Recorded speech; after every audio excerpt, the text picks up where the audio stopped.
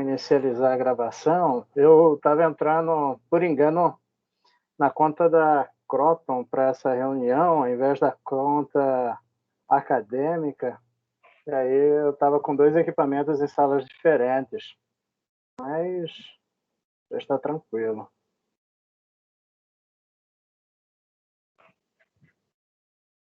Bom, pessoal, meu nome é Carlo, né? Aqui são meus dados básicos de contato. Qualquer questão, qualquer dificuldade, né? Esse é meu e-mail, carlo.demuses@gmail.com. E este é meu telefone, 659-9262-5221. Tá? Eu trabalho com modelagem estatística e computacional já faz algum tempo, né? Eu acho que desde a minha graduação, que foi no milênio passado, né? E gosto bastante de modelagem estatística, né? Do uso da estatística. E muita coisa mudou na área de estatística nesses últimos 20 anos. Se tornou uma disciplina quase onipresente, né? Em todas as ciências e com muitas aplicações e em muitas áreas do conhecimento, principalmente quando se diz a respeito de áreas que envolvem tecnologia, é praticamente impossível se fazer alguma coisa sem trabalhar direto ou indiretamente com estatística. Tá? Fazer, bom, em linhas gerais, sou isso, né? Mas eu queria saber um pouco de vocês, né? Se possível, nome, formação, né? Orientador e o que pretende trabalhar, tá? Vamos começar aqui pela ordem, né? Amanda, tá me ouvindo? Oi, professor, boa noite. Sim, tô te ouvindo. Você pode Bom, se apresentar rapidinho? meu nome é Amanda, sou formada em Engenharia Ambiental e pós-graduada em Direito Ambiental. E o meu orientador é o professor Jonathan, e a gente pretende fazer um trabalho relacionado à modelagem, a criação de um método matemático que consiga identificar o fluxo de calor no solo. Oh, bacana. Eu já tive alguns orientandos que eram advogados. Você se formou onde, na Unic? Ou Na na Unic. Federal? Você Na conheceu o Unic. José Walter? José Walter? Esse nome não me é estranho, Um professor. baixinho que só andava de chapéu e era um dos coordenadores. Não, então não. Eu sou de Corintiano. 2015. Será que ele era? Ele foi demitido mais ou menos nessa fase. Ele foi aluno nosso, era o coordenador da Faculdade de Direito, junto com o Schomer. Não, então eu não conheci ele. Ele trabalhou comigo usando uma teoria da psicologia social chamada teoria das representações sociais. Negócio bem bacana. Pô, bacana. Bom, e você, Jéssica?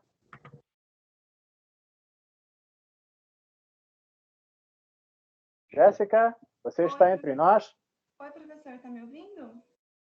Muito baixinho. Deixa eu ver se tá ouvindo agora melhor. Agora sim. Então, meu nome é Jéssica, sempre bom. Eu formei na Unic mesmo. E o meu orientador é o professor Marcelo. E a gente vai fazer um trabalho no Parque Nacional da Chapada dos Guimarães sobre o efeito da queima prescrita em relação aos cupins, sobre a diversidade, como que os cupins reagem, né, nesse ambiente de... O Marcelo vai dividir esta disciplina comigo a partir da 4ª aula. Que legal. Então, E você, Marcos? Pode falar, desculpe. Não, acredito que eu vou utilizar bastante essa disciplina aqui Sim, na área de... Você é engenheira florestal ou agronômica? Ambiental. Ambiental. Isso. Ah, não tem como não usar, você vai utilizar bastante. Sim. E você, Marcos?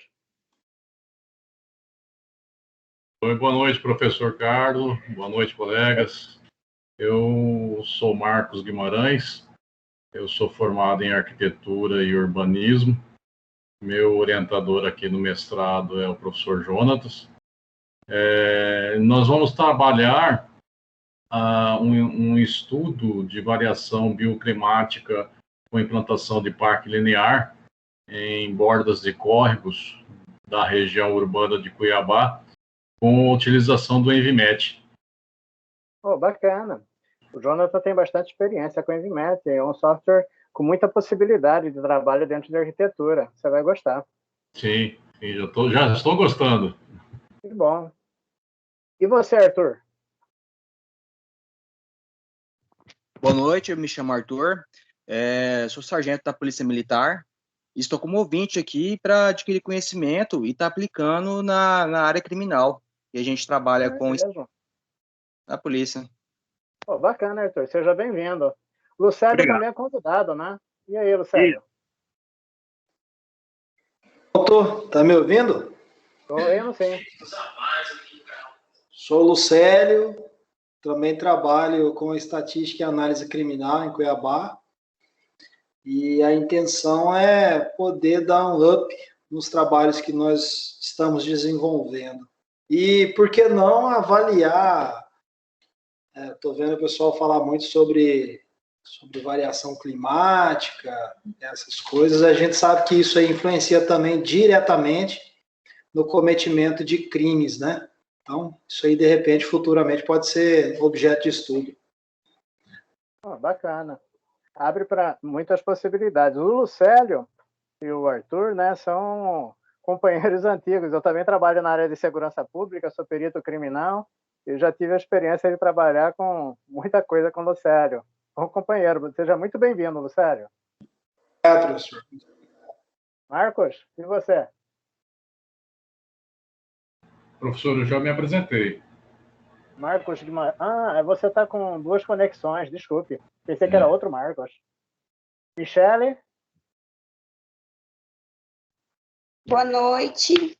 Boa noite. Eu vou trabalhar com qualidade de água, com análise de qualidade de água com o professor Oswaldo Borges. A gente vai analisar a qualidade das águas dos principais córregos de Cuiabá e dos lagos, das lagoas. É uma especialidade dele. Ele trabalhou um pouquinho com isso na Bolsa de Produtividade dele, no CNPq. Muito bom. Sim. Você, Querubino? Querubino é meu orientando. O que a gente vai trabalhar, Querubino? Boa noite, professor. Tudo bem? Boa noite. Prazer falar com o senhor. Tenho a satisfação de ser orientado por esse doutor aí que é perito criminal e muito inteligente aí na área de estatística. E a minha formação é em Direito, sou bacharel em Direito e também sou geógrafo pela UFMT.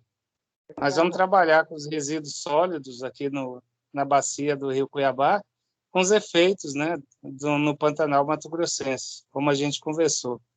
Isso. E quero ressaltar aí, dar as boas-vindas também aos nossos ouvintes, o Lucélio, eu conheço ele da Polícia Militar, eu também sou militar da reserva, o Arthur também, seja bem-vindo, e vamos aí atrás do conhecimento. Boa noite a todos.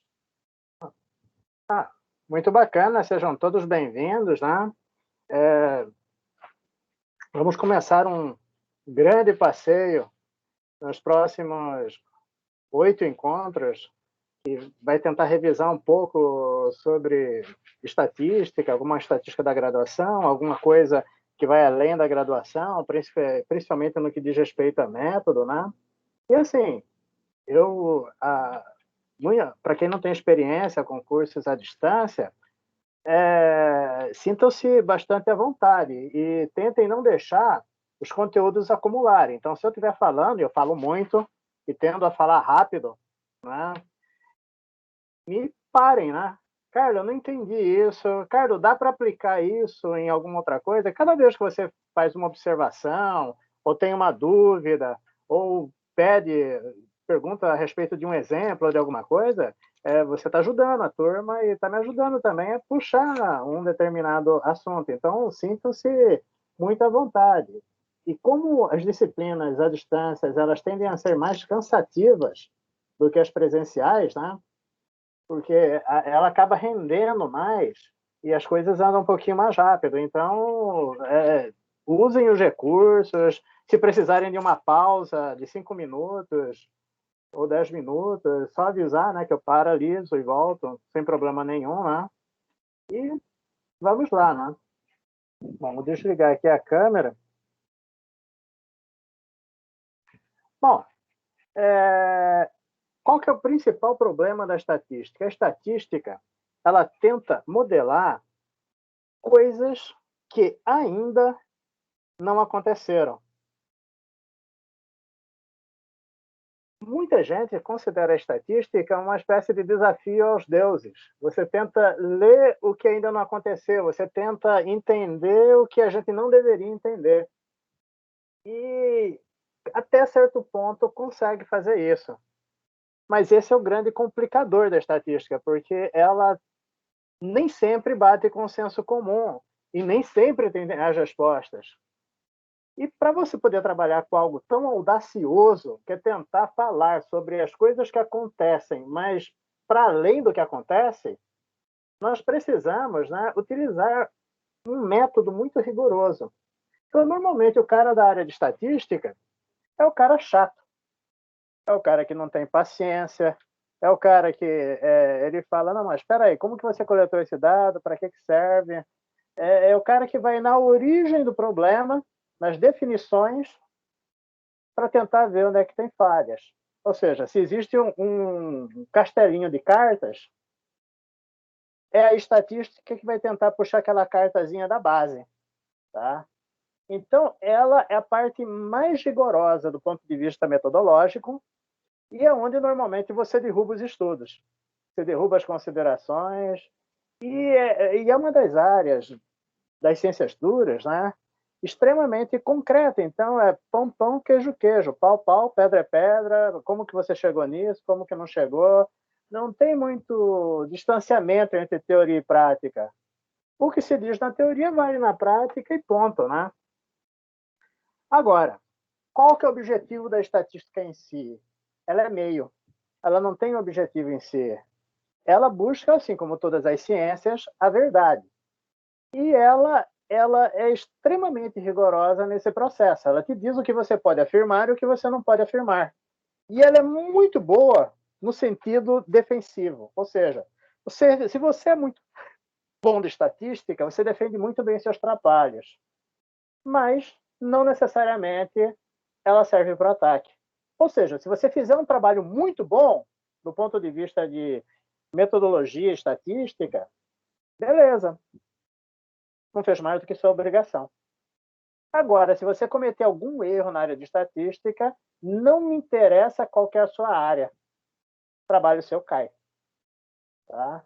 Por quê? Ele vai na raiz, na noção de representatividade, de população de amostra, do que você pode dizer, do que não pode dizer, se seu discurso é científico ou falacioso. Por isso ela é muito dura e dá base a muitas áreas do conhecimento. Tá? A gente vai discutir hoje, rapidamente, um pouquinho de história da estatística para ter uma ideia desse panorama. Mas antes, as regras, né? Com exceção dos alunos especiais, né, o Luciano e o Arthur, em que eu vou passando material para eles por outros meios, por mensagens ou outras maneiras, né? Professor, com licença. Pode falar. Desculpe interrompê-lo, mas eu estou no WhatsApp aqui com 2 colegas que estão dizendo que não estão conseguindo acessar. Será que o senhor teria como disponibilizar lá no WhatsApp nosso? Convite? Sim, eu posso. É que assim, a coordenação não gosta muito que faça isso, mas me dê um minuto só.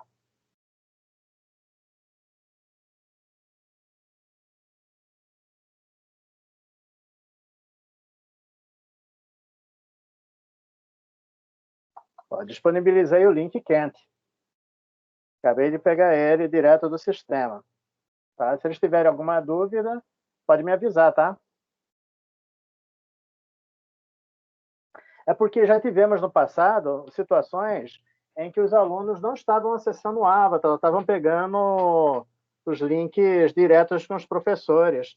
e aí recebemos uma recomendação para evitar passar o link direto, mas eu peço desculpas por isso. Tá? Bom, esse daqui é o site lá do nosso AVA. Temos aqui nosso plano de ensino. O plano de ensino tem um pequeno cronograma. Vocês podem ver aqui clicando. Eu vou abrir aqui diretamente. Está deixando eu abrir?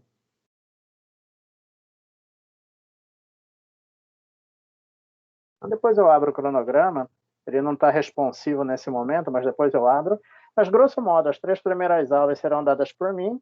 As 4 seguintes pelo Marcelo. Ele vai trabalhar com vocês principalmente a parte de delineamento de experimentos. Eu vou dar a última aula, que vai ser de estatística multivariada.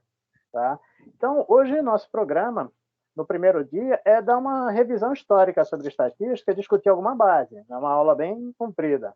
Tá? Aqui vocês têm os links para as aulas, né? Estamos aqui.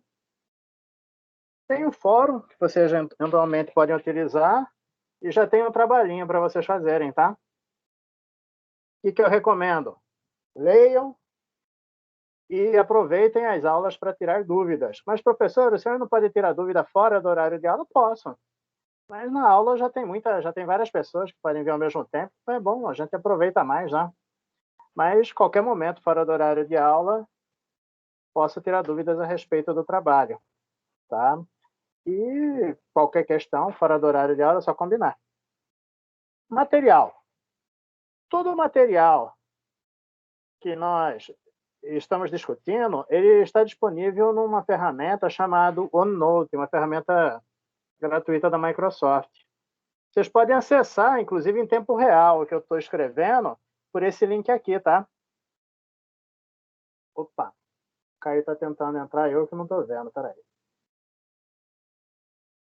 Boa noite, Caio, tá me ouvindo?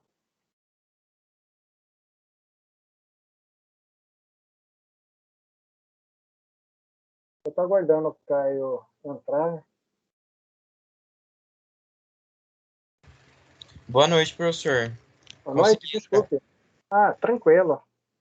Oh, É que, na realidade, meu AVA não estava pegando, não aparece a matéria do senhor ainda. Ah, não te inseriram na disciplina. Não, tranquilo, Caio. Apareceu duas conexões suas. Você está entrando com 2 aparelhos? Ah, sim. Provavelmente deve ser porque está no navegador. Vou fechar aqui. Não, tudo bem. Só para conferir. Bom, aqui tem links para material, né, que nós trabalhamos, né? Vamos trabalhar em sala, né? Alguns desses links eu chamo a atenção.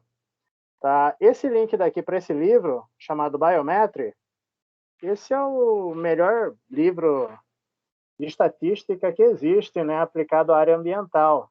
E é o livro na área de biologia, o segundo livro mais lido na área de biologia, por incrível que pareça. Ele só perde para a origem das espécies. Tá? É bem bacana, é fácil de encontrar ele. Se tiver alguma dificuldade, me avisem, né? Infelizmente, ainda não foi traduzido para o português, embora seja um livro antigo, foi escrito na década de 70, né? Mas é um livro bem bacana, muito didático, muito bem feito. Tá? Todos esses tópicos aqui, individualmente, estarão contemplados nesse daqui, tá? Só que gradativamente, né? Eu vou passando devagarinho, aula a aula para cá, eu faço alguns recortes diferentes, às vezes atualizo, mas como já tinha isso daqui tudo pronto no Prezi, né? Eu deixei com redundância, tá? Bom, uma discussão interessante sobre estatística multivariada você pode encontrar aqui, que vai ser objeto da última aula, tá? Quem quiser estudar um pouquinho mais afim com uma linguagem que iremos discutir mais à frente, chamada R, esse curso daqui da Udemy é muito bom, eu recomendo. Tá? Na Khan Academy, nós temos muito material bacana sobre estatística, muito mesmo. E boa parte dele está legendado ou dublado. Né? Então, assim, muitos dos assuntos que iremos trabalhar aqui tem lá tratados, às vezes não com o mesmo detalhe, eventualmente com detalhe um pouquinho a mais até, para alguma coisa ou outra, né? Eles têm mais tempo lá. E eu gosto muito do material disponível na Khan Academy, tá? É um projeto muito legal. Nós trabalharemos rapidamente com um software chamado RStudio, rodando nele a linguagem R. Eu vou explicar isso daqui a 1 minuto, tá? Eles são disponíveis nesses sites aqui. Eventualmente, para quem não gosta de fazer as coisas online ou quer uma distribuição mais científica, com mais recursos, eu recomendo essa distribuição daqui, chamada Anaconda.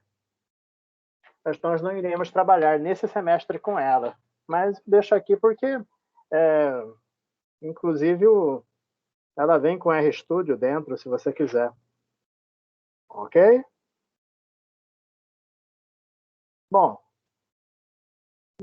este não será um curso de R, de programação, mas a gente vai ter que rodar as análises estatísticas em algum lugar, tá? E esse algum lugar vai ser uma plataforma chamada RStudio.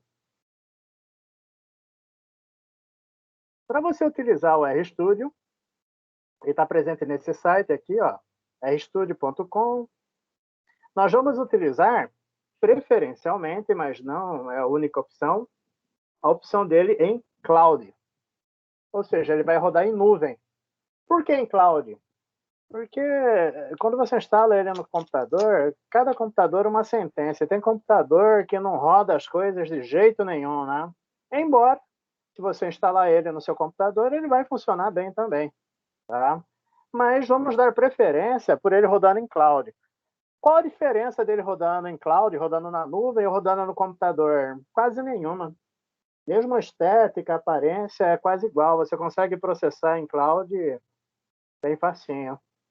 Nesse site daqui, né, você tem essa opção Get Started for Free. Lá você cria um login e pode utilizar a conta grátis, tá? Não tem nenhum motivo para usar a paga, mas a paga, se você quiser usar, ela não é cara, não. Tá? Ele vai rodar uma tela mais ou menos assim, ó. Onde você pode inserir programas, escrever código, criar variáveis, ver diretórios. Tudo isso daqui está rodando no navegador. Então, se você tiver um navegador, o Chrome, ou o Firefox de preferência, né, você consegue rodar o RStudio. Ou seja, professor, dá para me rodar ele no meu celular? Dá, não vai ficar muito bonito, né? A não ser que seu celular seja bem grande, né? Um Note, alguma coisa assim, né? Ou se você ligar seu celular numa tela de computador, mas qualquer celular, porte médio, aguenta rodar ele também, tá? Porque o processamento é todo em nuvem, não é nele, então é tranquilo para se trabalhar e não precisa configurar nada no seu computador. Não hoje, mas na próxima aula, no sábado, a gente vai trabalhar com RStudio, aí eu vou fazer uma discussão um pouco mais abrangente. Tá? Se você quiser instalar no seu computador, está aqui o RStudio Desktop. Esse site aqui. Tá? Não se preocupe em ficar copiando, porque tem o link. Opa, Omar, só um minuto. Boa noite, Omar, tudo bom? Está me ouvindo, Omar? Estou sim. Tudo bom. Começamos só faz uns 5 minutos, Omar. Fique tranquilo. Tranquilo. Obrigado, muito obrigado, cara, muito obrigado. Então, aqui é a versão desktop. Nós utilizaremos a versão open source.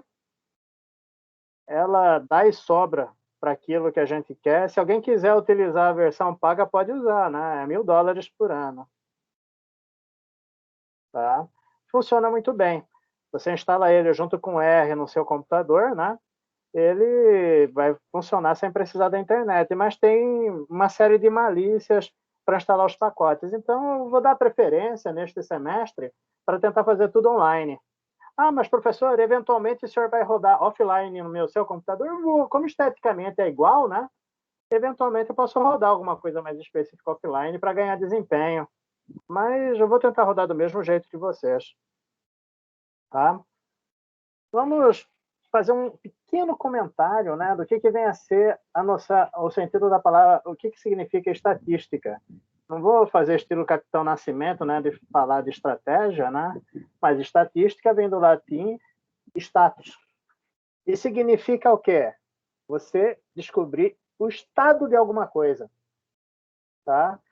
A disciplina estatística, enquanto antes era um mero ramo não mero, mas um ramo da matemática, foi uma disciplina que surgiu na aplicação da matemática para os governos. Então, para mim poder governar, eu preciso saber o estado das coisas. Então, estatística seria a ciência que vê o estado das coisas. Uma definição mais moderna seria essa daqui. A estatística é uma coleção de métodos para planejar experimentos, obter dados e organizá-los, resumi-los e analisá-los, interpretá-los e deles extrair informações. Tá? Por exemplo, eu quero pesquisar novas variedades de sementes de soja para um tipo de solo que tem maior resistência a plagas. E, grosso modo, a dissertação de todos vocês, em alguma instância, em algum grau, vai precisar de estatísticas. Então, todas as dissertações de vocês são exemplos. Tá? Uns vão trabalhar com mais estatística, outros com menos. Quem vai definir é o problema. Tá? Bom, ela é essencial na fase de planejamento. Nós vamos definir isso um pouco melhor mais à frente, mas, grosso modo, a estatística é muito útil. Por quê? Porque é mais barato fazer utilizando a estatística. Se você tenta fazer as coisas na raça, invariavelmente você acaba gastando mais. E há mais de um século, a estatística tem se comprovando efetiva na resolução de problemas. Ou melhor, na resolução de uma forma mais barata dos problemas da engenharia, de todas as ciências relativas às práticas. Tá? E, dando sequência, vamos discutir bem rápido uma linha do tempo que eu gosto de discutir para ver de onde que a gente começou a falar em termos de estatística. Tá? A primeira coisa que nós temos associada à estatística foi em 450 a.C., Hippias de Elis foi o primeiro cara que usou o conceito de média. Como que ele utilizou o conceito de média? Ele utilizou dados históricos a respeito de reinados para estimar a data dos primeiros Jogos Olímpicos. Esse historiador utilizou a estatística. Tá? Em 431 a.C., no cerco de Plataea, na Guerra do Peloponeso, os romanos começaram isso daí foi aperfeiçoado pelos romanos, mas aí foi antes já em meio Império Romano, os romanos se aperfeiçoaram tremendamente nas suas práticas do exército e possuíam assim protocolos de trabalho extremamente assim eficientes. Uma das coisas que eles definiram em 430 a.C., eles definiram um jeito no qual... boa noite, Patrícia, tudo bom? Boa noite, Patrícia, tudo bom?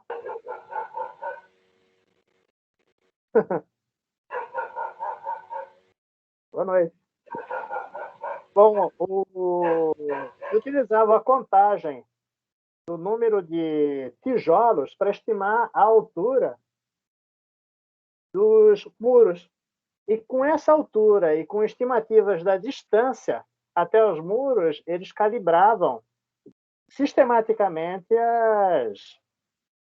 as catapultas, né, para, de uma maneira científica, derrubarem os muros ou atingirem o que eles quisessem lá dentro, ou ultrapassá-los. Tá? E aqui na Guerra do Peloponeso, como que fazia a contagem? Como era muito sujeito a erros, pediam para vários soldados contarem o número de tijolos, e a mediana desses tijolos era uma estimativa, né? Ou o valor mais frequente, a moda. Tá? Esse daqui é uma gravura da cidade de Palateia. Em 400 anos de Cristo, no Mahabharata, né? É um épico indiano, a Bíblia deles, o rei Ruptarma estima o número de frutos e folhas de uma árvore chamada Vibhirata. O que ele fez? Essa árvore daqui, ó. Ele pegou um ramo, estimou e aí estimou, né, pela área, o número de ramos que teria a árvore. E com essas duas estimativas, ele consegue, em prosa, estimar quantos frutos e quantas folhas teria a árvore, né? E quando ele fez isso, ele diz que a técnica que ele utilizou, hoje sabemos que a amostragem, né, era um conhecimento que deveria ser mantido em segredo, né? Aqui o tamanho do frutinho que ele estimou. Bom, dia 7 antes de Cristo, tivemos o censo de Quirinos, né? E foi um dos primeiros censos produzidos, né, na Judéia, e ele que levou, né, a José e Maria irem para Belém para pagarem seus tributos, né? A motivação foi para o censo estatístico. Em 1840, nós temos o islâmico, Al-Kindi. Ele utilizou uma análise de frequência para quebrar códigos secretos. Ou seja, foi um dos primeiros usos da estatística na área da criptografia, né, e inteligência. Tá? Esse cara também foi o cara que introduziu os números arábicos. A técnica que ele inventou, né, que era baseada nas letras mais utilizadas e posições mais frequentes, ainda é utilizada até hoje como método de criptografia para quebrar códigos. No século X, um gráfico está disposto no livro de Cícero, né, nas Crônicas, esse gráfico aqui, no qual ele dispõe os movimentos dos planetas no zodíaco, né? É um dos primeiros gráficos estatísticos também formulados. Em 1969, foi inventado o chamado Domesday Book, que foi feito para William, o Conquistador, que era o levantamento de quanto que se tinha de fazendas, aldeias e gados para fins de arrecadação de impostos. Tá? Tanto que o termo Domesday Book, na gíria inglesa, né, é como se fosse livro do juízo final, né? Porque é onde anotam os valores que depois serão utilizados para cobrar impostos. Em 1150 começa o Trial de Prix, que é o teste anual que se faz na Casa da Moeda da Inglaterra, né, para testar a pureza das moedas. Você faz uma amostragem das moedas de prata para testar se a pureza está adequada das moedas. Esse trial, essa amostragem, avaliação, é feita até hoje, tá?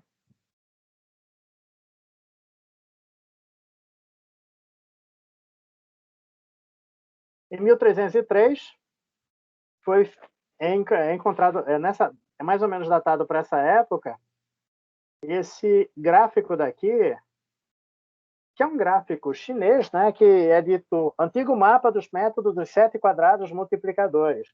É um gráfico de binomiais. Tá? Vocês devem ter visto rapidamente no segundo grau, quando o professor de probabilidade ensinava a calcular a probabilidade ou o número de combinações para cena, por exemplo. Costuma cair em concursos e em vestibulares até hoje. Bom, isso foi feito 500 anos antes de Pascal. A gente estuda aqui no Ocidente isso no chamado Triângulo de Pascal, no segundo grau. Tá? Em 1346, nós temos um texto chamado Nova Crônica, de Giovanni Villani, no qual ele faz uma descrição estatística da população e do comércio em Florença. Para muitos, esse é o começo da demografia. Tá? Em 1560, Gerolamo Cardano, um cara muito importante não só para a estatística, mas também para a base do que vem no futuro ser chamada sociologia, né? Ele discorre sobre cálculos de probabilidades de dados para jogadores. Em 1570, um astrônomo chamado Tycho Brahe utiliza a média aritmética para reduzir os erros de suas estimativas na localização de estrelas e planetas. Esse cara daqui, Tycho Brahe, ele se tornou muito famoso por outras formas. Ele durante a vida inteira dele era um nobre, né, abastado, inclusive. Durante boa parte da vida dele, ele coletou sistematicamente dados astronômicos. Esses dados astronômicos deram base aos trabalhos de Kepler. Kepler chegou a trabalhar com Tycho-Brahe, né? E muito se diz que sem o trabalho de Brahe, Kepler não conseguiria fazer. E os dados que Kepler trabalhou, uma geração à frente, foram trabalhados por Newton. Ou seja, os mesmos dados auxiliaram Kepler e Newton para a formulação primeiro das leis de Kepler, que são leis astronômicas, e depois do Newton no princípio, né? Que é na definição de toda a física clássica. Tá? Em 1644, Michael von Langren desenha o primeiro gráfico de dados estatísticas. O que ele mostra? Ele mostra diversas estimativas feitas por pessoas da distância, seria daqui, Toledo, até Roma. Então, uma pessoa marcou aqui, outra aqui, outra aqui, outra aqui, outra aqui, outra aqui. E ele vai discutindo, onde será que Roma realmente está, né? Em 1654, Pascal e Fermat trocam cartas discutindo a divisão de apostas para jogos de azar. O Pascal é responsável por muitas descobertas na estatística, na matemática e na física, né? E juntos, só que não ao mesmo tempo, né, criam a teoria matemática da probabilidade. Já que temos muitos advogados aqui, quem que adivinha qual que era a profissão do Fermat? Acho que ele era juiz, não era? Juiz ou advogado? Ele era juiz de direito. E onde que ele foi? Ele mexia com estatística e com teoria dos números por hobby. E ele tinha um livro chamado Aritmética de Diofanto, né? Que seria mais ou menos um livro de matemática do segundo grau de hoje. E ele deduzia os negócios na margem desse livro, né? Colocava na margem desse livro e mandava cartas para os matemáticos do mundo inteiro, tirando onda, né? Descobri isso, duvido que você consiga descobrir. E o que você acha disso? Era o hobby dele. Antigamente, um juiz, nessa época pré-Revolução Francesa, né, ele não poderia viver na cidade onde ele tinha por objeto os seus julgamentos, né? Ele tinha que morar a uma certa distância, então ele morava uma vida muito bucólica. Aí, quando ele morreu, ele não dava a mínima para as descobertas, para as coisas que ele fez. O filho dele pegou esse livro e publicou os comentários do pai. E esses teoremas e as deduções de Pascal ficaram muito famosas e quebraram a cabeça de muita gente, incluindo Pascal. Só que o Pascal, assim, ele chegou a conhecer o Fermat, mas o Pascal era um guri, enquanto o Fermat já era um senhor, né? E o Pascal, principalmente, se dedicou a deduzir os teoremas de Fermat, até que chegou um que ele não conseguiu deduzir. Esse ficou famoso como UTF, Último Teorema de Fermat. O Pascal chegou de pagar para revistarem a casa do Fermat, né, com a autorização da família, para ver se descobria alguma anotação, porque era considerado insolúvel. É um teorema que seria a extrapolação do Teorema de Pitágoras, é bem legal. E no Fermat, meio que, sei lá por quê, escreve quando ele deduz esse teorema, assim, a dedução desse teorema é por muito maravilhosa, mas não cabe no rodapé dessa página. Bom, esse teorema só foi deduzido, de fato, em 1994 por um inglês. Tá? A dedução desse teorema tem quase 150 páginas.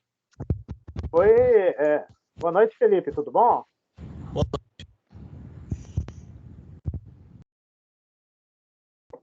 É uma dedução assim, que usa uma matemática sofisticadíssima. E assim, hoje se considera que assim, é possível você descobrir um teorema verdadeiro, mas você não conseguir deduzir, né? Então, o que se acha hoje é que o Fermat teve por intuição, achou aquele teorema, mas a matemática necessária para deduzir o teorema só surgiu 350 anos depois. Tá? Quem tiver curiosidade, tem um livro sobre isso que chama justamente isso, O Último Teorema de Fermat, que conta desde a época do Fermat até o John Wheeler, né, o cara que deduziu o teorema, como que foi a saga para fazer isso. É muito bacana. Era considerado insolúvel até 94. Recentemente teve uma conjectura de Poincaré que foi deduzida por um russo, né, desempregado, que ainda não quis receber o prêmio, né? Tem uma série de coisas bacanas na matemática que são coisas assim que estão propostas, mas que faltam deduções formais até hoje. Bom, 1657 aparece a noção de chance por Huygens, um grande matemático, né? Ele foi um primeiro teórico de teoria das probabilidades. Ele também inventou relógio de pêndulo. Em 1663, John Graunt, ele utiliza dados paroquiais. Ó, daqui é uma paróquia, parece um cemitério, mas tem uma igreja aqui no fundo, né? Para estimar a população de Londres. É um começo do cálculo atuarial, tá? E também da demografia. Por que existem esse monte de lápide perto da paróquia? Quem que sabe? É interessante.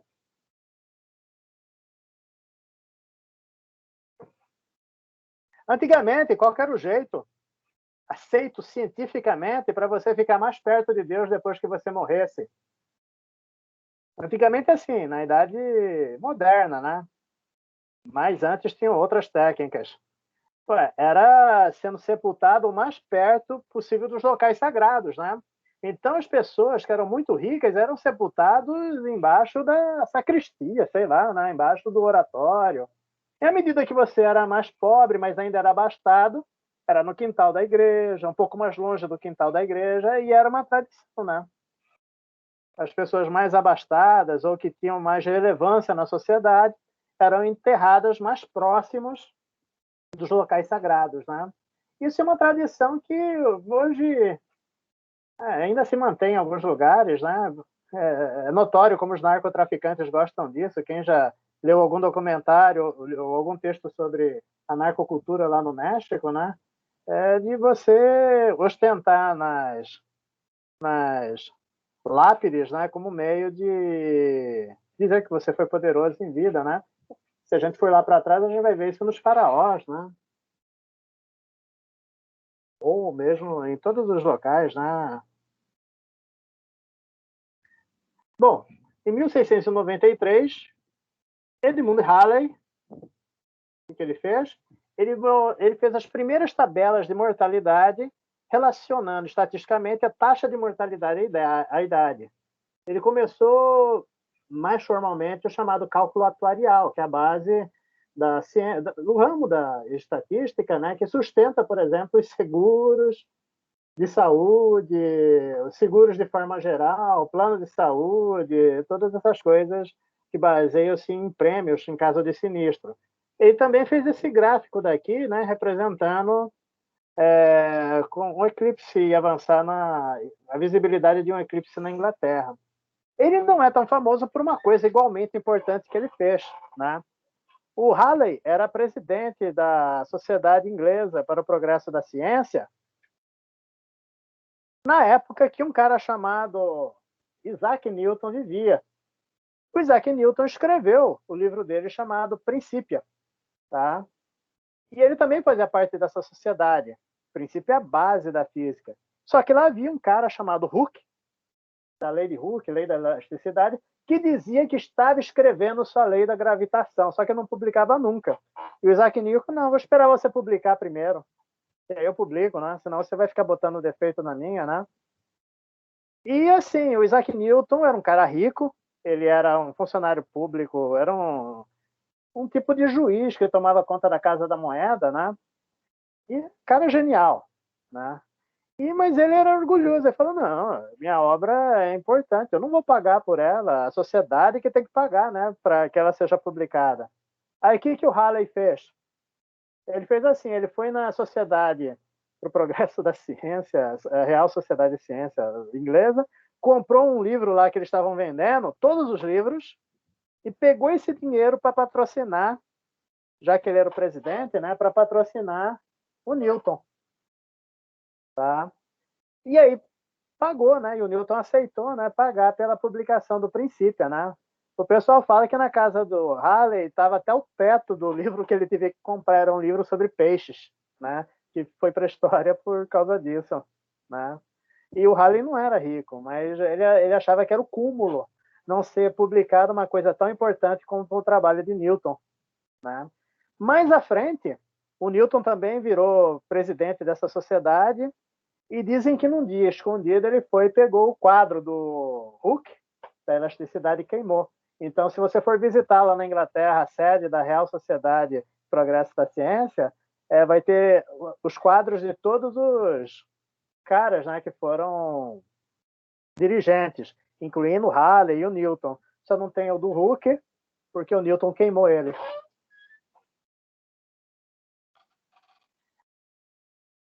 Bom, em 1713 é publicado a Arte da Conjectura, Ar Conjecturandi, por um dos irmãos Bernoulli, né, no qual ele formula a lei dos grandes números, uma lei que a gente vai discutir. 1728, 1798, Voltaire e La Condamine quebraram a loteria francesa fazendo bolão. Ou seja, eles provaram que usando uma matemática razoável você conseguia calcular todas as possibilidades e fazer bolão. Foi o primeiro bolão da história. Hoje em dia é impossível, tá, pessoal? É um jogo de azar, e todos aqueles vídeos do YouTube que usam frequências de números para você jogar na cena, é tudo furado, tá? Bom, em 1749, nós temos Gottfried Aschenthal, e ele que inventou o termo estatística, no sentido que eu expliquei para vocês no começo, tá? Em 1757 aparece um cara que todo mundo conhece ele por ter sido um grande libertino, Giacomo Casanova, e ele foi o administrador da Loteria Nacional Francesa e provavelmente um dos seus criadores. E do Giacomo Casanova tem um teorema chamado Teorema do Jogador, que foi devido a ele. Por quê? O Giacomo Casanova, ele escreveu um livro muito extenso, na realidade são vários volumes, no qual ele conta todas as aventuras amorosas dele. E ele acreditava, a partir de certo momento das aventuras, que ele era abençoado por Deus, porque ele escapou da morte muitas vezes, né? Ele escapava da morte com muita frequência. Então ele era abençoado por Deus, né? Bom, o que é o teorema do jogador? Será que o Casanova está certo? Será que existe essa de você ser abençoado pelo Deus que abençoa os libertinos? O que vocês acham? Tem uma prova matemática sobre isso, mas intuitivamente, o que vocês acham? Ele era abençoado por Deus? Não. É a questão do que a gente chama de modelo de sobrevivência. No caso do libertino, quem que conta a história? Quem vive. Então, para um Casanova, que foi muito libertino e viveu, temos centenas de libertinos que não viveram para contar a história. Esse é o chamado teorema do jogador. As pessoas tendem a se impressionar, psicologicamente, pelo bem-sucedido. E esquece que atrás daquele bem-sucedido, às vezes, tem milhares de mal-sucedidos. Tá?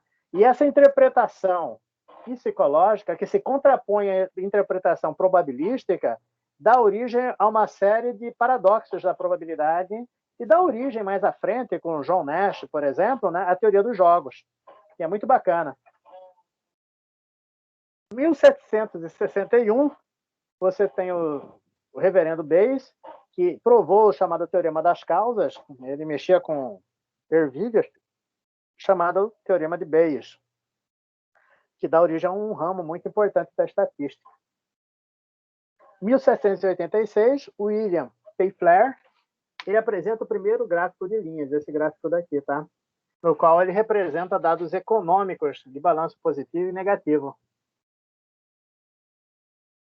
Em 1789, Gilbert White, esse cara aqui, com uma série de outros naturalistas, fazem registros de temperaturas e datas de uma série de passarinhos, né? Se não me engano, nas Ilhas Galápagos, mas agora me fugiu, não tenho certeza. Perguntem depois para o Igor, então para o Oswaldo.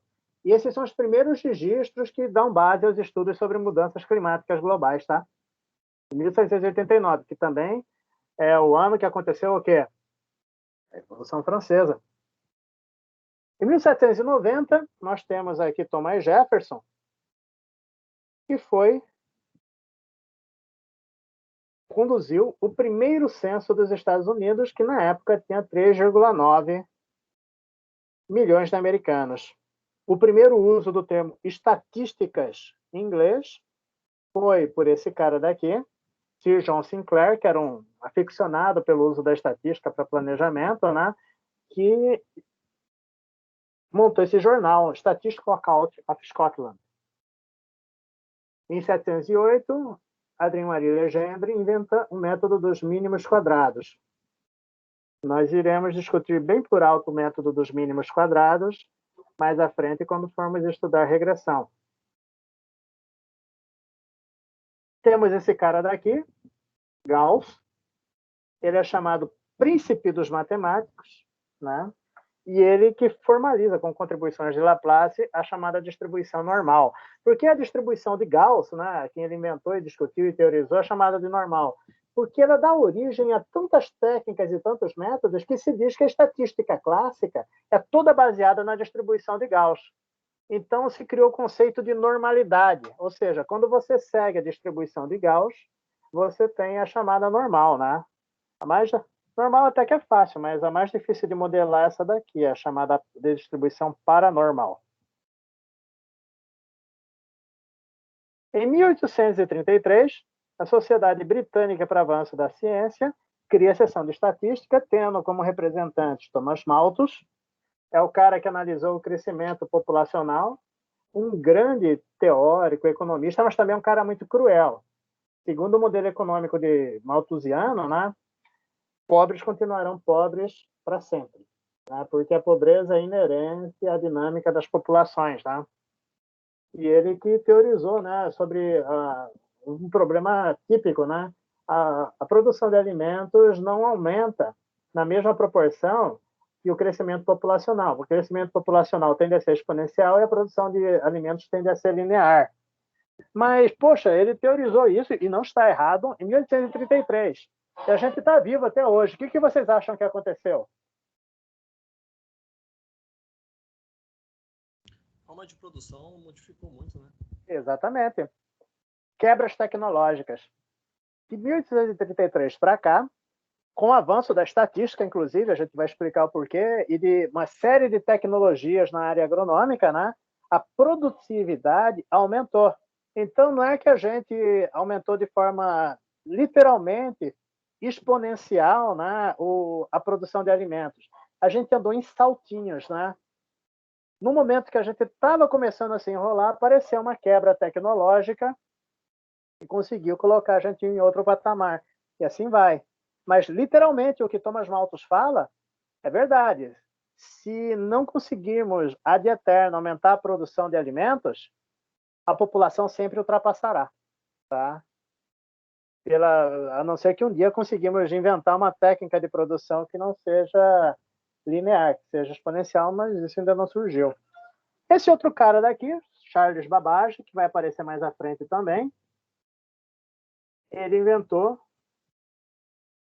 a primeira máquina de calcular, além de ter feito várias considerações na área de estatística e engenharia. Em 1835, nós tivemos Quetelet, um dos principais referentes na pré-sociologia, né? E ele inventa o conceito de homem comum, homem médio, tá? Quando se fala de indivíduo, né? Também tem relações com biologia, biometria, né? A Associação Americana para Progresso da Ciência nasceu em 1839 e teve entre seus participantes o Graham Bell, inventor do telefone, Andrew Carnegie, industrial famoso, e Marty Van Buren. Não me lembro, acho que era banqueiro, não lembro. Essa associação, ó, peguei a logomarca dela, atual, tá? Ela existe até hoje. Em 1840, William Farr estabelece o padrão para se registrar causas de mortalidade no país de Gales. Então, quando a gente vê os princípios da epidemiologia, coisas que estão bem na moda agora com a Covid, né? A teoria que subsidia esse começou mais ou menos em 1840. Em 1849, o Charles Babbage ele cria a máquina de calcular. E, na mesma época, Ada Lovelace, essa moça bonita aqui, foi o primeiro programador. Tá? Existe hoje ainda uma linguagem voltada à área de inteligência artificial chamada linguagem Ada. É uma linguagem da década de 70, que hoje não é tão utilizada, mas ganhou esse nome em homenagem a ela. Tá? Foi ela a pessoa que escreveu o primeiro programa de computador do mundo. Em 1854, esse cara daqui, o nome dele é esse mesmo, não é Game of Thrones, não. Jon Snow, ele fez um mapa relacionando incidência de cólera com fontes de água. E achou uma relação, né, entre essas duas variáveis, né, e conseguiu, a partir dessa análise geoestatística, né, relacionar espacialmente uma causa comum, uma epidemia de cólera. Né? E foi o primeiro uso de mapas na área de epidemiologia. Em 1859, principalmente durante a Guerra da Crimeia, Florence Nightingale inventou uma série de procedimentos para o controle de qualidade e gestão de hospital. O gráfico de pizza e alguns outros gráficos são a invenção dela. Ela utilizava de uma forma muito prática esse controle de qualidade. Ela foi a primeira membro estrangeira já da Sociedade Americana de Progresso da Sociedade Americana de Estatística e também participou da Sociedade Inglesa, né? E a profissão enfermeira considera ela como fundadora, né? Embora a profissão hoje não seja exatamente como ela idealizou. A maneira como idealizou, enquanto ciência, estaria muito mais relacionada à gestão. Bom, temos, em 1868, o diagrama de Minard. Esse cara daqui, Joseph Minard, foi um cara genial na parte de análise de dados e construção de gráficos. Ele representou, graficamente, aqui como exemplo, a marcha de Napoleão contra Moscou. Essa aqui, ó. Bom, em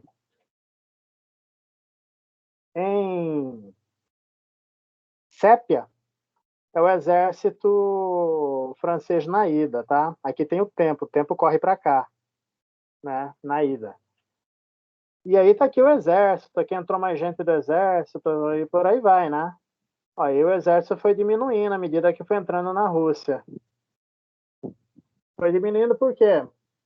Bom, no começo, por causa principalmente do general Inverno, né? E do povo russo, né? Que se sacrificou muito atacando, né? Eles. A mais bela descrição que existe dessa campanha e do grande desastre que ela foi está no livro de Leon Tolstói, né? Guerra e Paz. É belíssimo. E aqui ele chega em Moscou, né? Com mais ou menos 1/3 do exército dele.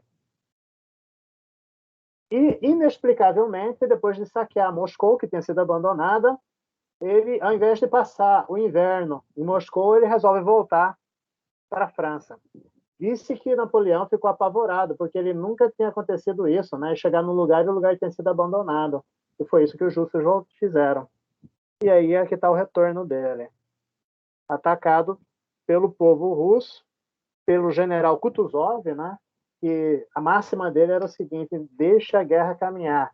Ele falava que o trabalho dele era não atrapalhar o povo e deixar o mais distante possível os corruptos e burocratas em relação ao exército. Foi um grande general. E no final chega esse titinho aqui, ó. Apesar de Napoleão ter sido um gênio, essa é considerada um dos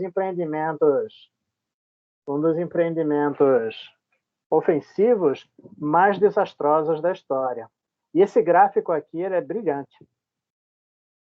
Em 1877, o Francis Galton, primo de Darwin, descreve a chamada regressão à média e introduz o conceito de correlação. ele inventa o conceito de sabedoria das multidões, que é aquela coisa, né? Quem que adivinha o peso desse boi? Quem adivinha o peso mais próximo ganha ele. Ele falava que a média dos pesos que as pessoas falavam era mais próximo do que a melhor estimativa. Tá? Hoje em dia tem alguns golpes na internet que se baseiam nesse conceito, né, para investimento em mercado de ações. Não é tão simples assim para aplicar em ações, tá? Então não caiam muito nessa daí também não, tá? Mas tem alguns golpes tipo Telex Free, só que baseado nesse princípio para investimento por consenso na internet. Em 1886, Charles Booth ele faz o mapa da pobreza de Londres. Esse aqui é um pedacinho do mapa dele. Esse mapa é editado até hoje, né? Análise espacial. Em 1894, Carl Pearson, né, da coeficiente de correlação de Pearson, ele inventa o conceito de desvio padrão.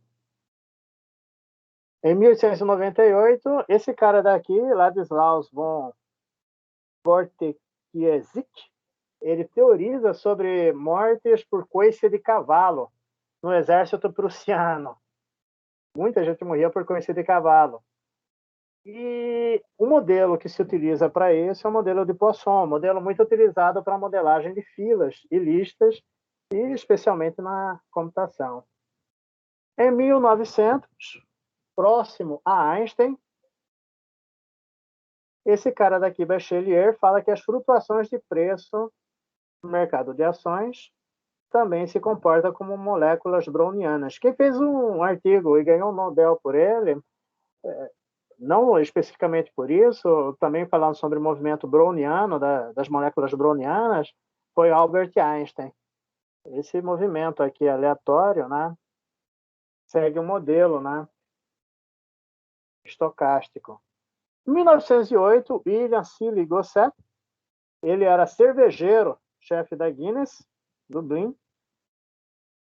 Ele inventa uma técnica de controle de qualidade e como ele era segredo industrial essa técnica, né? Ele não podia publicar. Ele publica com um pseudônimo. O pseudônimo dele era Estudante. E esse é um teste famoso que a gente vai ver aqui, chamado teste T de Student. Hoje, a Guinness ainda é uma das indústrias que mais investe em experimentação estatística no mundo. É uma indústria secular. Em 1911, Hermann Hollerith, ele inventa os dispositivos de cartão perfurado e para processamento analógico de dados. Hollerith, com alguns associados, dão origem, mais ou menos, né, nessa época, a uma empresa que foi chamada de Rand Company.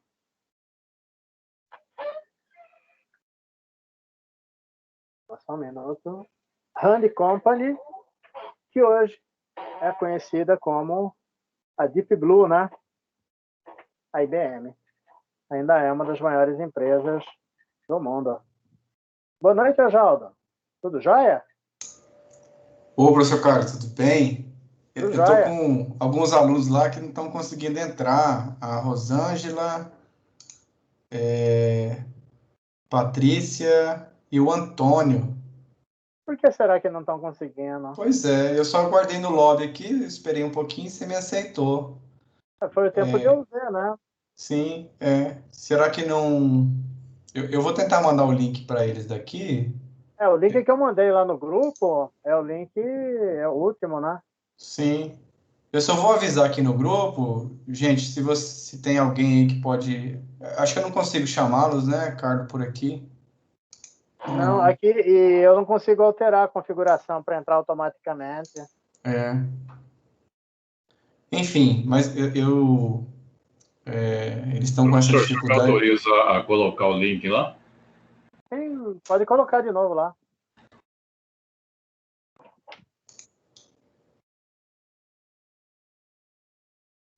Deixa eu só responder a menina aqui.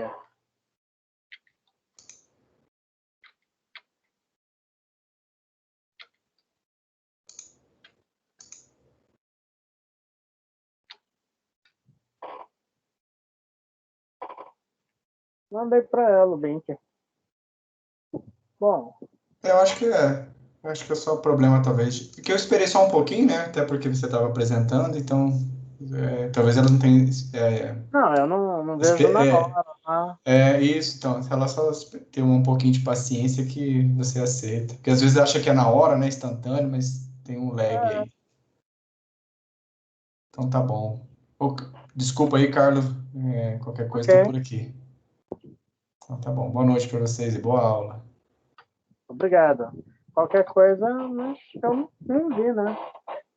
Não, tá ok, não, tranquilo. Eu também, só para testar o link também. Teve uma menina que, não sei se era ela, que tentou entrar e sair, entrar e sair. Talvez seja ela, né? Talvez a conexão da internet. Professor, com licença, foi a Patrícia e ela falou que entrou, só que ela não consegue ver o conteúdo do senhor, ela só apenas te ouve. A Patrícia tem problema de conexão. Até na entrevista ela sempre teve um pouco de dificuldade, tá? Então eu não sei como que a gente pode resolver isso. Eu entendo que eu acho que é conexão. Depois eu disponibilizo a gravação. Então tá bom. Gente, qualquer coisa eu tô aqui no grupo e vou auxiliando vocês. Seu Carlos, desculpa mais uma vez. Pode continuar. Tá. Até mais. Um abraço para vocês. Boa aula. Bom, em 1916, em mais uma guerra, na Primeira Guerra Mundial, o Frederick Lancaster, que era um cientista, inventor, engenheiro, ele fez um modelo matemático para batalhas aéreas em relação a batalhas terrestres e conseguiu provar matematicamente o quanto era estratégico a batalha aérea. É bem bacana o trabalho dele. Em 1924, Walter Scheinert, ele inventa a tabela de controle estatístico da qualidade, essa tabela daqui. Muitos autores consideram que é aí que começou a engenharia de produção, né? Essas tabelas de controles, com poucas alterações, são utilizadas até hoje nas indústrias, ou na realidade, onde você queira fazer um controle estatístico de processos, você pode usar em qualquer lugar. Né? Em 1935, George Zipf, ele desenvolve o chamado Lei de Zipf. Na engenharia, as pessoas chamam isso de curva ABC. Grosso modo, diz que se você se concentrar com os eventos com maior prevalência, né? Nesses eventos acumulam a maior parte dos casos, né? Então, na engenharia, você tem a parte A, que seria esses eventos, ou seja, você tem que ter um controle rigoroso deles. Aí você tem a B, aqui um controle intermediário, e esses daqui, quando der, você controla. Não vale a relação custo-benefício para o controle dele. Esse velhinho aqui de bigode, que é o Ronald Fisher, é o fundador da estatística moderna e da experimentação. Ele foi biólogo, né? E devido ao desemprego, né, ele não conseguiu, ou melhor, ele não conseguiu entrar. Ele era um bom acadêmico, ele gostava muito de matemática, não conseguiu entrar nas universidades para dar aulas. Aí ele foi trabalhar em fazenda, né, fazendo a gestão da fazenda. E ficou por mais de 10 anos fazendo isso. E anotou sistematicamente tudo que ele fazia. Aí, de belo dia, ele publicou uma coletânea que eram estudos da produtividade em fazendas. Tá? Esses estudos foram praticamente sozinhos responsáveis pelo começo da chamada Revolução Verde. Ele conseguiu, com o uso da estatística, né, criar todo um campo de trabalho imenso, né, de manejo, melhoramento animal, vegetal, incrível, né? E ele, na sequência, aí publicou o primeiro livro-texto de estatística para engenharia, de estatística prática, né? Que é o livro de planejamento de experimentos, que é um livro utilizado até hoje. Tá? Esse vitral daqui, em uma universidade, ele representa um modelo chamado quadrado latino, né? Esse modelo vai ser discutido com vocês pelo professor Marcelo. É um modelo muito importante na agronomia, né? Mas também em toda a área industrial. É um vitral que é utilizado acho que em Oxford, em homenagem ao Fisher. Em 1937, o matemático polonês estadunidense Jerzy falava Newman. Ele inventou o conceito de intervalos de confiança, que a gente vai discutir entre hoje e sábado. Aqui uma representação gráfica de intervalos de confiança por simulação. Em 1940 e 45 surge um cara chamado Alan Turing, trabalhava para a inteligência britânica, né? E ele decifrou o código utilizado por uma máquina de codificação chamada Enigma, que era utilizada pelo exército alemão, tá? Ele decodificou utilizando um computador analógico, não era um computador digital, chamado Colossus.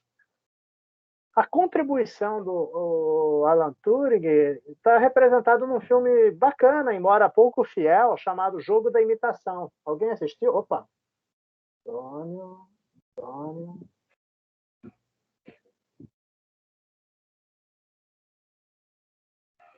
Chamado Jogo da Imitação. Alguém assistiu esse filme?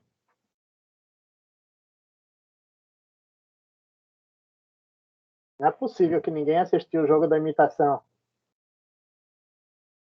Bom, recomendo, é um filme muito bacana. Eu já assisti. É um filme muito bacana. Ele morreu envenenado por uma maçã com cianureto. Formalmente, ele se suicidou. Mas, como ele saiu do serviço secreto, ele sabia muita coisa, há muita discussão, né, na área da computação, né? Esse cara tem verdadeiros fã-clubes imensos, né? Que falam que ele foi possivelmente assassinado pelo serviço secreto, né? Ele era meio rebelde, né? E sofreu muito. Ele era homossexual, foi castrado quimicamente, processado, e sofreu muito durante a vida dele, mas um cara genial.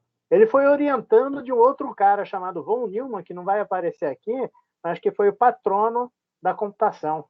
É o cara que inventou o conceito de computador. Em 1944, tem o problema dos tanques alemães, né? Ou seja, qual que seria o número de tanques necessários para fazer a invasão da Normandia, né, no dia D.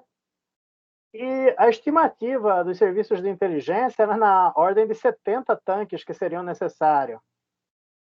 E o pessoal da área de estatística, fazendo uma estimativa para o sensoriamento remoto, chegou a 270 e foram taxados de tolos. No final do desembarque, foram necessários 276, né? Foi um grande sucesso da pesquisa quantitativa. Em 1946, esse cara daqui, o Richard Cox, ele inventa os chamados axiomas das probabilidades. Esse matemático, engenheiro, eletrônico e criptógrafo chamado Claude Shannon, ele inventa o conceito de bit, né? E uma série de conceitos fundamentais para o advento futuro do computador. Andrei Nikolaevich Kolmogorov, de 1903 a 1987, era um cara para ser tão famoso quanto Darwin, por exemplo. Foi talvez, de todos que nós discutimos aqui, junto com Fisher, o cara que mais produziu na área de estatística e é um cara genial, né? Mas por ser soviético não é tão conhecido, né? Ele fez carreira na época da Guerra Fria, né? E ele trabalhou com conceitos baselares na estatística, tanto que quando ele morreu, se diz até hoje que tem que enquanto não nascer outro como Kolmogorov, a pesquisa dele está parada. Tão grande era a capacidade de abstração que ele tinha, né? Em 1950, Richard Dorr e Bradford Hill representaram uma grande vitória da experimentação estatística contra a indústria de tabaco, né? Até então não se conseguia provar, né, na Suprema Corte americana de maneira alguma que o tabaco fazia mal à saúde. Muito pelo contrário, havia muitos estudos pagos, né, negacionistas, que falavam que imagine, tabaco faz bem, né? Aquelas imagens associando o tabaco àqueles índios velhos, tentam puxar essa questão de longevidade, além de masculinidade, associada ao uso do tabaco. E até hoje, né, tem uma grande indústria por detrás disso. E esses dois caras, com poucos recursos, ganharam dessa indústria na Suprema Corte americana, usando basicamente experimentação estatística. Em 1950, Genichi Taguchi ele inventa um método chamado método Taguchi para controle de qualidade de procedimentos. Esse cara é considerado o pai da Revolução Industrial Japonesa. E o método Taguchi é um método clássico de controle de qualidade também. Em 1950, Eduardo Kaplan e Paul Meyer, né, inventam um estimador Kaplan-Meier, que é para análise de prevalência, de sobrevivência, e abrem um campo, né, do uso da estatística médica. Né. Em 1972, você tem a ideia de risco proporcional, inventado por David Cox, e o conceito de probabilidade parcial. Em 1977, esse cara daí chamado John Tucker, ele inventou muito mais coisa do que o diagrama de box-plot, mas ele foi um cara que inventou principalmente o conceito de estatística descritiva, da importância de você ter prudência e como interpretar os dados. Né? Em 1982, Edward Tufte ele publica uma bíblia de como você fazer representações gráficas sem viés. Fazer representações gráficas, gráficos bonitos, não é trabalho da estatística, é trabalho da comunicação social, propaganda e marketing. Na estatística, você tem que fazer coisas que não são tendenciosas. E como você dá orientações para as pessoas não fazerem coisas tendenciosas e, ao mesmo tempo, sejam bonitas e didáticas. Então, existem toda uma série de discussões normativas a respeito disso.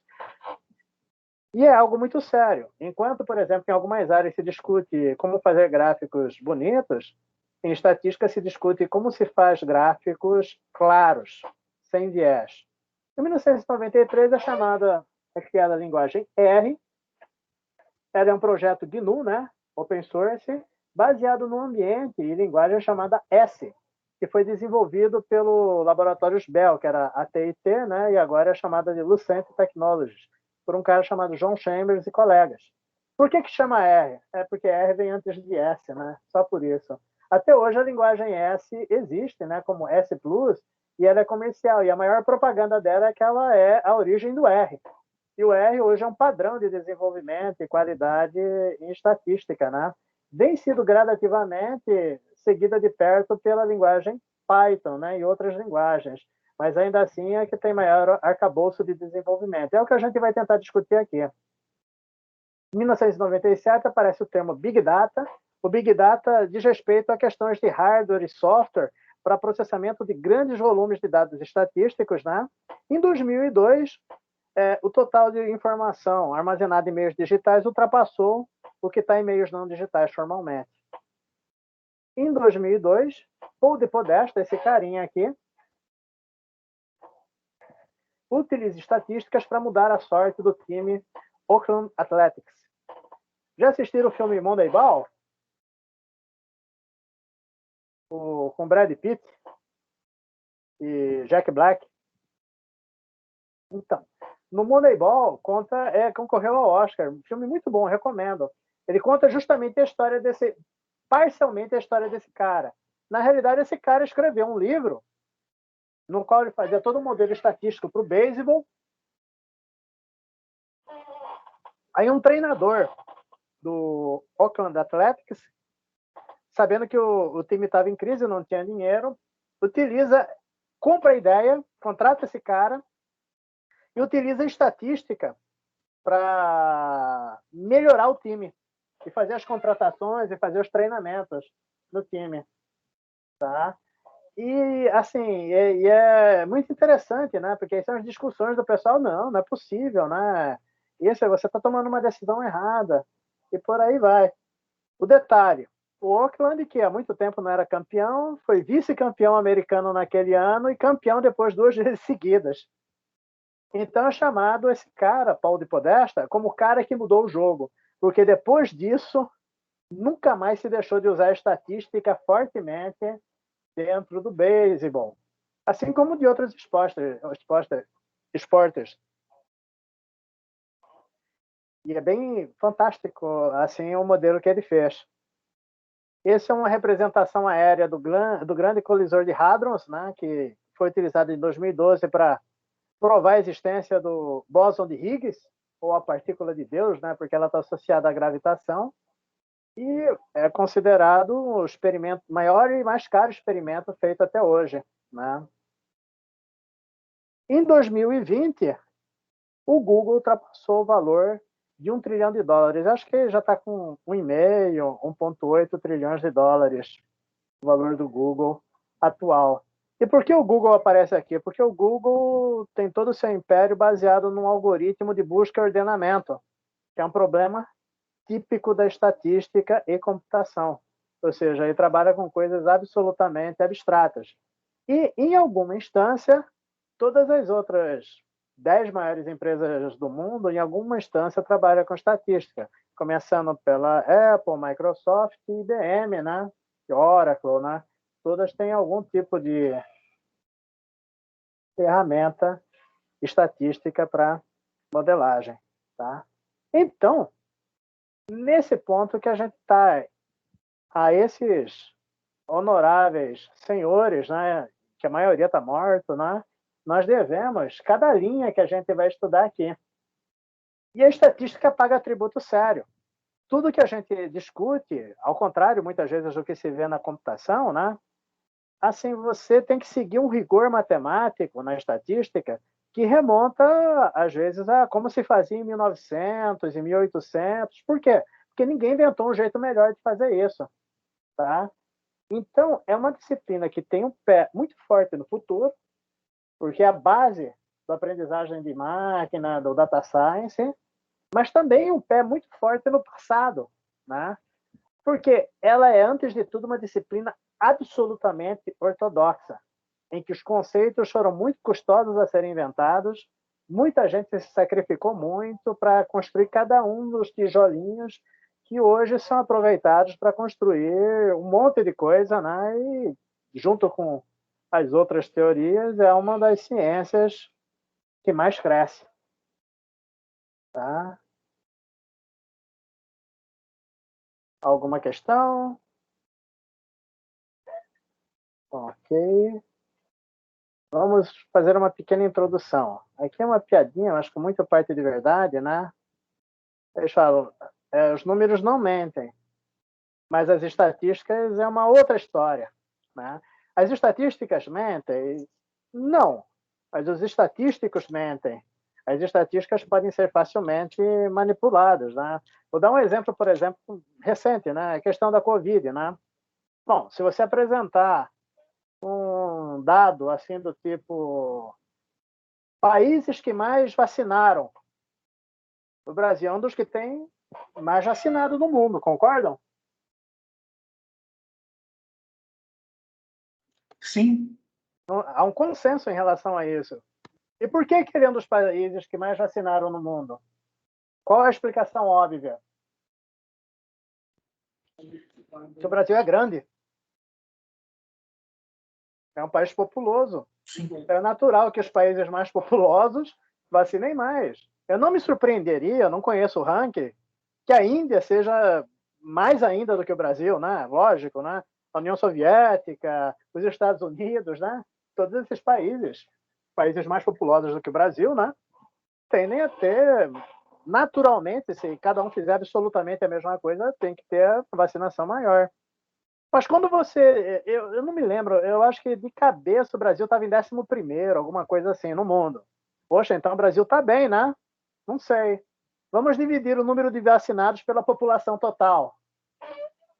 Olha, esses números são apenas para ter uma ideia, que eu não lembro dos valores exatos. A gente está em 11. Se não me falha a memória, mas pode estar desatualizado, pode ter piorado ou melhorado, quando a gente pega o número de forma relativa em relação à população, a gente cai para 77. Já não está tão bonito, né? As duas estatísticas estão corretas. O problema é o discurso que se construi em cima dela. Mas qual que é a vantagem da estatística? Pode falar, Omar. Eu pesquisei rápido aqui, professor. O Brasil está em 5º em total de doses, em 56º em ranking proporcional. Melhorou um pouquinho. Era mais ou menos, mas ainda é muito ruim, né, gente? Exato. Mas ainda é muito ruim. E você vê que, assim, você pode trabalhar com as estatísticas para apoiar o discurso que você quiser. Mas a estatística, como ela é muito ortodoxa, ela tem um grande problema. Ela deixa rastro. Você consegue desmontar o discurso com facilidade. Tá? Porque o discurso da estatística é plenamente lógico. Quando a gente vai à escola de Atenas, para ver onde que se situa a estatística, segundo Aristóteles, né? Você tem um discurso chamado dialético, né?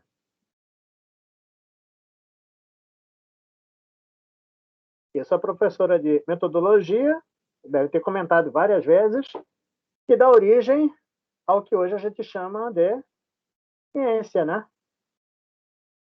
O pai da ciência, enquanto a ciência que nós entendemos como ciência, é Aristóteles. Mas ele também falava de outro discurso, que era o chamado de erística.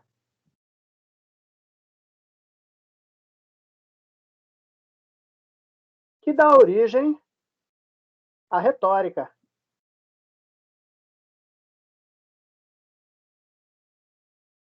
O discurso científico ele busca a verdade.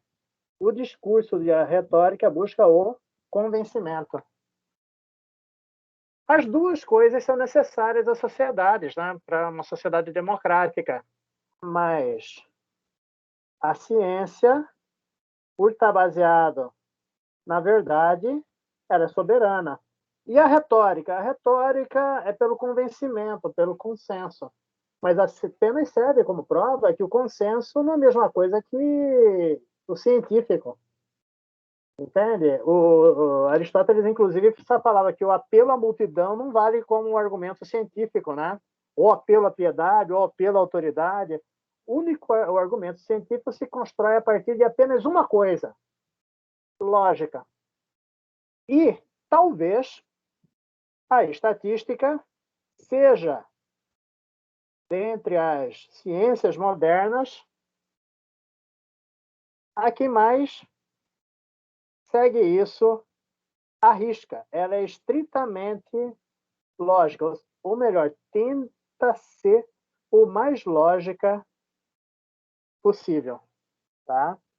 Se vocês tiverem um tempinho e curiosidade, esse livro vocês acham com muita facilidade na internet também para comprar. É um clássico, tá? Chama-se Como Mentir com Estatística. Usem ele para o bem, tá?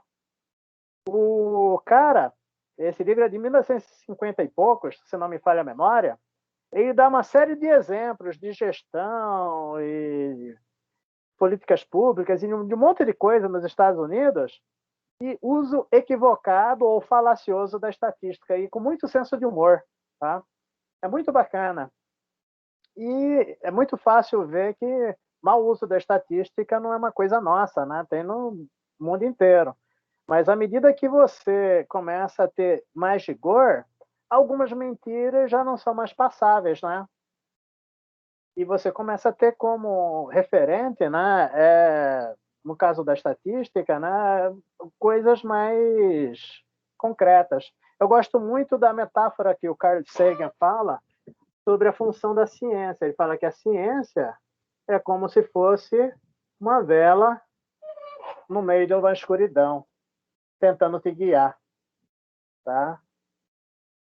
Se você utiliza melhor a estatística, assim como outras ciências, você está usando uma vela melhor para tentar ver meio a uma escuridão cheia de demônios, buracos e tropeços. Né? E isso, como Sagan diz muito bem, é necessário que se supere cada vez mais se queremos sobreviver, né? O primeiro conceito que a gente precisa para trabalhar com estatística é a diferenciação entre chamados dados brutos e dados organizados. Dados brutos são os dados conforme eles são coletados e dispostos. Tá? Então, quando você simplesmente joga os negócios do jeito que quer numa planilha, ou ainda em papel, né, de forma sistemática, ou arquivos de texto, você tem dados brutos. A partir do momento que você organiza esses dados em tabelas, em que as variáveis são colunas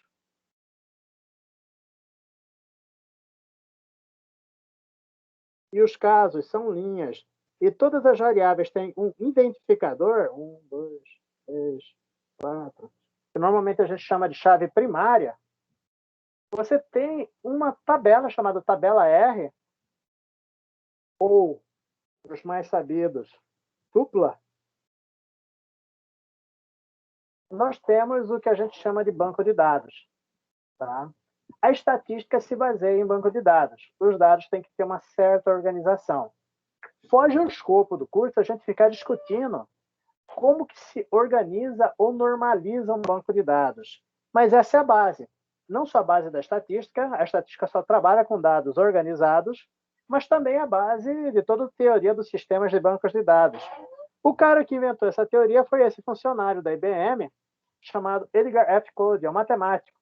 Ele criou um modelo de banco de dados relacionais, que alguns de vocês usam hoje mesmo, né? E, na realidade, ele inventou e a IBM levou alguns anos para fazer o primeiro sistema de banco de dados relacionais. E ainda hoje é o sistema considerado mais robusto, por causa da base matemática que esse cara bolou. Tá?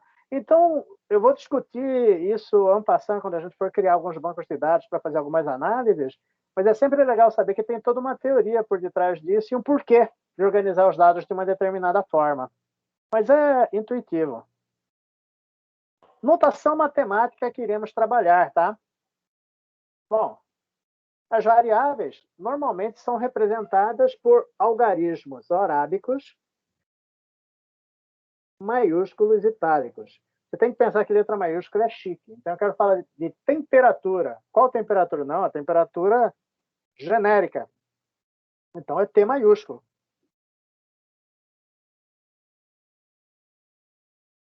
T para temperatura. Umidade relativa, o R para umidade relativa. Tá? Quando eu quiser falar de um valor específico, então, por exemplo, a temperatura 1, a temperatura medida no campo no dia tal, em tal lugar, temperatura J, né? Eu uso letras minúsculas e índices, que podem ser letras ou números, tá? Então, T1 seria a temperatura 1. O R, K, seria o quê? A késima umidade relativa, são indexadores, tá? Então, quando vocês forem ler qualquer equação, quando tiver maiúsculo, você está falando no genérico. H maiúsculo, homicídio, né? R maiúsculo, roubo, né? Ou qualquer coisa assim. Já quando você quiser usar alguma coisa mais chique, né? Coisa chique, você está falando de modelos, de populações. Você utiliza letras gregas. Então, média, por exemplo, é Mi. Virgil padrão é o sigma minúsculo. Tá? As letras gregas maiúsculas normalmente não são utilizadas aqui. Tem um monte de símbolos estatísticos e matemáticos que eventualmente a gente vai utilizar, mas aí eu vou discutir no momento, mas eu achei essa tabela aqui na internet que é bem didática. Aí vocês podem ver outras. Tá? Bom, em suma, eu posso falar que a estatística é a ciência que utiliza as teorias probabilísticas para explicar a frequência de ocorrência de eventos, tenta explicar os modelos. Aqui tem uma definição um pouquinho mais formal do que aquela que eu fiz anterior, então ela se dedica à coleta, análise e interpretação dos dados. Ela se preocupa-se com a recolha, organização, resumo, apresentação e interpretação dos dados, e assim como tirar conclusões a respeito de onde esses dados foram retirados. Tá? Aqui é uma brincadeira, né?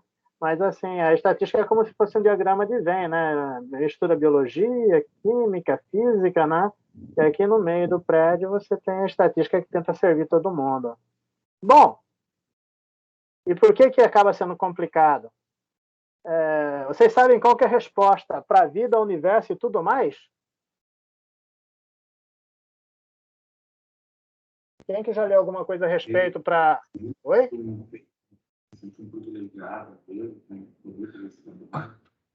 Eu não entendi. Acho que é algo que a gente pensa todos os dias. Peixe. A resposta para a vida, universo e tudo ou mais. Se você escrever essa pergunta no Google, ele responde, tá? Bom, existe um belo livro chamado Guia do Mochileiro das Galáxias, que é um bom livro de estatística, tá? É uma trilogia com 4 volumes, bem bacana. E aí, se você colocar isso daí para ele, ele vai responder para você assim, ó. 42. E aí, o que significa o 42? Então, a história é a seguinte. E só por curiosidade, o autor desse livro, né, ele nasceu no dia 25 de maio, e dia 25 de maio é o dia de orgulho nerd, é o chamado Dia da Toalha. Vocês sabem por que chama Dia da Toalha? Vai chegar no dia 25 de maio, eu acho que a gente vai ter aula perto. Vocês vão assistir a aula com uma toalha no ombro. Por quê? Nesse guia tem um alienígena e ele discute em boa parte dos livros que a toalha é o instrumento mais útil do universo. E dá exemplos. E brinca, e fala sério, e usa a toalha para um monte de coisa. Né? E aí, como é uma figura que sempre aparece, esse livro é muito bom, ele fala um monte de coisa, né? O Dia do Orgulho Nerd, né? Como esse cara é muito discutido no mundo nerd, né? É o Dia da Toalha, dia 25 de maio. Bom, na historinha, e isso tem a ver com estatística, uma população, né, constrói esse computador aqui, esse cabeçudo aqui no fundo, né? E deixa ele processando por alguns milhares de anos alguma rotina de machine learning, né? Para descobrir qual que é a resposta para a vida, universo e tudo mais. Aí ele responde, depois de milhões de anos, 42. Aí ninguém entende nada. O que significa o 42, né? Aí eles constroem um outro computador maior ainda, porque ele... Não, para você saber o sentido da resposta fundamental, você tem que saber fazer a pergunta fundamental. Esse é o problema da estatística. Você tem a resposta, que é o que você coleta no campo. Mas será que você está sabendo fazer a pergunta correta? Será que você sabe o que subsidia a essa resposta? No livro, o computador que é feito para calcular a resposta que dá a pergunta que dá a resposta 42 é o planeta Terra. Só que no dia que ele vai dar a resposta, acontece um engano, né? E ele é destruído. Aí começa aí a história, né? É bem bacana. Isso daqui é para colocar na camiseta, é muito famosa essa legenda no mundo inteiro, mas não é verdade, que fala assim, estatística. Se você torturar os números tempo suficiente, você vai conseguir nos falar qualquer coisa, tá? É verdade, só que vai ser mentira. Bom, pessoal, já ficamos por 2 horas e 1 minuto. Vamos fazer um intervalo de 10 minutos? Por mim, tudo bem. Oi? Por mim, ok. Tá ótimo, professor. Só 10 minutos para vocês irem com tranquilidade lanchar, fazer alguma coisa e voltar. 10 minutinhos e a gente volta, tudo bem?